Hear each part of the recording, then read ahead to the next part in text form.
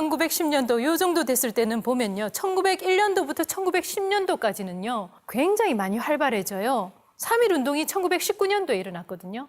근데 3.1운동 때 어떻게 그 전국적으로 여학생들이 움직일 수 있었나 하는 부분을 알 수 있는 것이 바로 요 전 단계였던 1900년도부터 1910년도까지의 여학교의 변화입니다.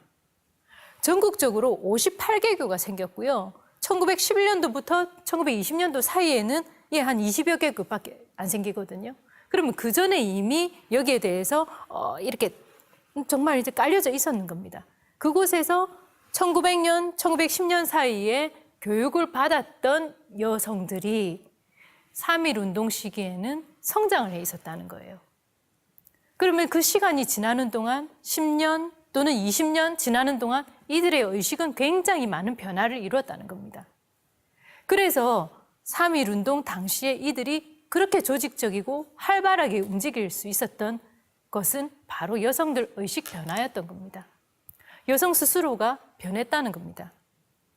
처음에는 선교사들에 의해서 여성들이 생각하는 것들이 조금 바뀌기 시작했는데 이제는 시간이 좀 지나고 나니까 자발적으로 주체적으로 여성들이 뭔가가 움직이기 시작했다는 겁니다. 이런 부분을 봤을 때 우리는 교육의 역할이 굉장히 중요하다는 것을 한 번 더 느끼게 되는 부분이기도 하고요.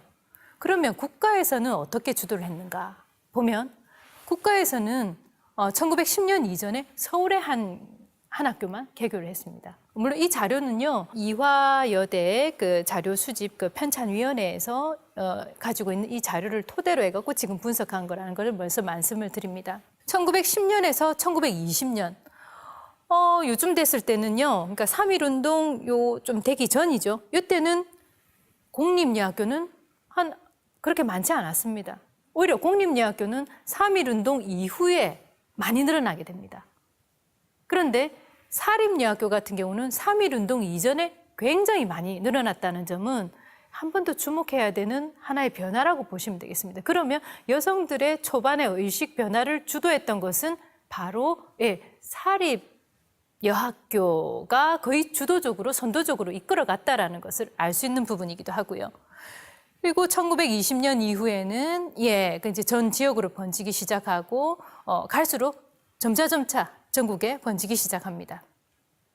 사립여학교에서 그러면 1910년 요 전후로 해가지고 많이 설립이 되어졌던 부분을 딱 추출해가 봤을 때는 그러면 10년, 20년 뒤에는 뭔가 여성 단체도 꾸려졌을 거다라는 것을 우리가 유추해 볼 수가 있는 부분이고 실제로도 이런 부분이 자료가 나타납니다.